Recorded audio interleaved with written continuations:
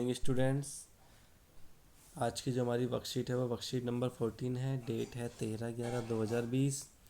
विषय सामाजिक विज्ञान, जिसमें हमारी बुक राजनीति विज्ञान का जो टॉपिक चल रहा था समानता, इक्वालिटी, और एक कक्षा 6 की वर्कशीट है जिसको आज हमें डिस्कस करना है। इससे पहले भी हमने समानता के बारे में कुछ डिस्कस करा था, अब आगे डिस्कस करते हैं। समानता।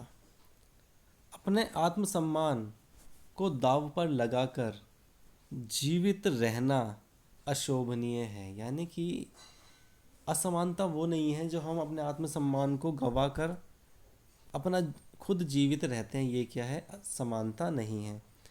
आत्मसम्मान जीवन का सबसे ज़रूरी हिस्सा है, इसके बिना व्यक्ति नगण्य है। यानी कि अगर व्यक्ति का आत्मसम्मान नहीं है और उसने अपना आत्मसम्मान खो दिया तो वो व्यक्ति मरे के बराबर है, यानी कि उसके जीवन का कोई लक्ष्य नहीं है।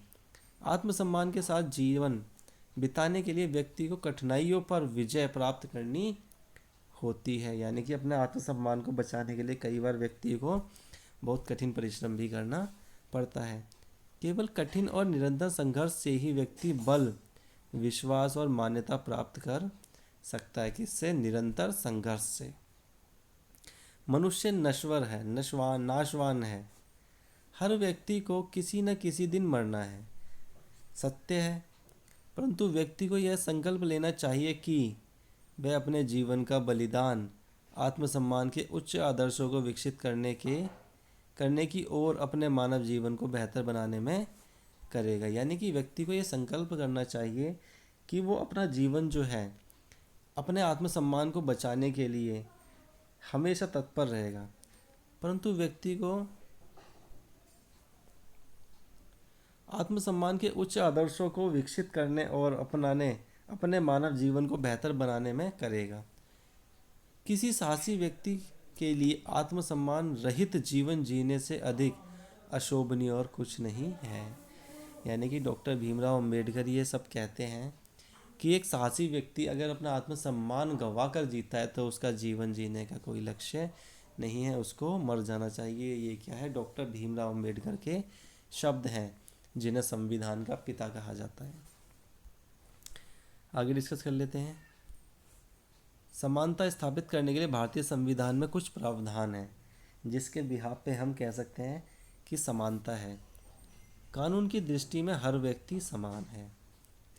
किसी भी व्यक्ति के साथ उसके धर्म, जाति, वंश, जन्मजात एवं लिंग के आधार पर भेदभाव की मनाही है। सभी व्यक्ति सार्वजनिक स्थलों का उपयोग कर सकते हैं। अस्पृश्यता का उन्मूलन किया गया। अस्पृश्यता कहते हैं छुआछूत को। तो ये हमारे संविधान में कुछ बातें हैं जिसके बिहाफ पे हम कह सकते हैं कि हर व्यक्ति समान है। अगर कोई व्यक्ति किसी व्यक्ति से असमानता का व्यवहार करता है तो उसके खिलाफ कार्रवाई की जा सकती है और उसको इसकी सज़ा मिलेगी। ये हमारे संविधान में लिखा हुआ है। शासन ने संविधान द्वारा मान्य किए गए समानता के अधिकार को दो तरह से लागू किया है। पहला, कानून के द्वारा, और दूसरा सरकार की योजनाओं व कार्यक्रम द्वारा सुविधाहीन समाजों की मदद करके। भारत में ऐसे अनेक कानून हैं जो व्यक्ति के समान व्यवहार प्राप्त करने के अधिकार की रक्षा करते हैं। यानी कि ऐसे बहुत सारे कानून हैं जो व्यक्ति के सम्मान की रक्षा करते हैं। कानून के साथ साथ सरकार ने उन समुदायों जिनके साथ सैकड़ों वर्षों तक असमानता का व्यवहार हुआ है उनका जीवन सुधारने के लिए अनेक कार्यक्रम और योजनाएं चलाई। यानी कि वो लोग जो काफ़ी पिछड़ गए हैं उनको बराबर में लाने के लिए भी सरकार टाइम टू टाइम कुछ ना कुछ योजनाएं चलाती रहती हैं कि वो भी समाज के सामने आ सकें जो बहुत ज़्यादा पिछड़ गए हैं। ये योजनाएं यह सुनिश्चित करने के लिए चलाई गई हैं कि जिन लोगों को अतीत में अवसर नहीं मिले अब उन्हें अधिक अवसर मिल सकें और वो भी समाज के सामने आगे आ सकें। इस कार्यक्रम के अंतर्गत पहला है मध्याह्न भोजन की व्यवस्था। यानी कि स्कूलों में बच्चों के लिए मध्याह्न भोजन की व्यवस्था की गई है, क्योंकि कई फैमिलियों के बच्चे ऐसे होते हैं जिनको खाने के लिए भी पूरा प्रोटीन नहीं मिल पाता है, तो उन बच्चों को पूरा प्रोटीन मिल सके और वो भी अपने शरीर का ग्रोथ कर सके, क्योंकि स्वस्थ शरीर में ही स्वस्थ मस्तिष्क का निर्माण होता है। अगर बच्चे का पेट नहीं भरा होगा, उसका पूरा शारीरिक विकास नहीं होगा, तो वो पढ़ाई लिखाई अच्छे ढंग से नहीं कर सकता। इसलिए मध्याह्न भोजन की भी व्यवस्था की गई कि ज़्यादा से ज़्यादा बच्चे स्कूल में आएँ और वो अच्छे ढंग से पढ़ाई कर सकें।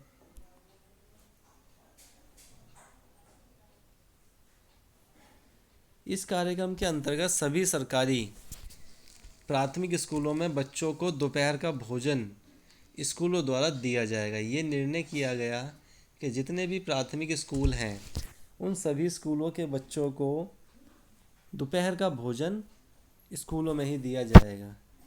यह योजना भारत में सर्वप्रथम तमिलनाडु राज्य में प्रारंभ की गई। सबसे पहले ये योजना भारत के तमिलनाडु राज्य में प्रारंभ की गई थी और 2001 में उच्चतम न्यायालय ने सभी राज्य सरकारों को इसे अपने स्कूलों में 6 माह के अंदर आरंभ करने के निर्देश दिए। कब दिए? 2001 में। इस कार्यक्रम के काफ़ी सकारात्मक प्रभाव हुए। उदाहरण के लिए दोपहर का भोजन मिलने के कारण गरीब बच्चों ने अधिक संख्या में स्कूल में प्रवेश लेना और नियमित रूप से स्कूलों में जाना शुरू कर दिया। शिक्षक बताते हैं कि पहले बच्चे खाना खाने घर जाते थे और फिर वापस स्कूल लौटकर नहीं आते थे, परंतु अब जब मध्याह्न भोजन स्कूल में ही मिलने लगा है तो उनकी उपस्थिति में सुधार आया है। इस कार्यक्रम से जातिगत पूर्वाग्रहों को कम करने में भी सहायता मिली है। जो पूर्वाग्रह हैं और जो भेदभाव हैं इन्हें भी कम करने में काफ़ी सहायता मिली है, क्योंकि बच्चे अगर स्कूल में रहेंगे तो वो कुछ सीखेंगे और टीचर उन्हें कुछ सिखाएगा। अब बच्चे स्कूल में रुकने लग गए तो वो कुछ सीखने लग गए।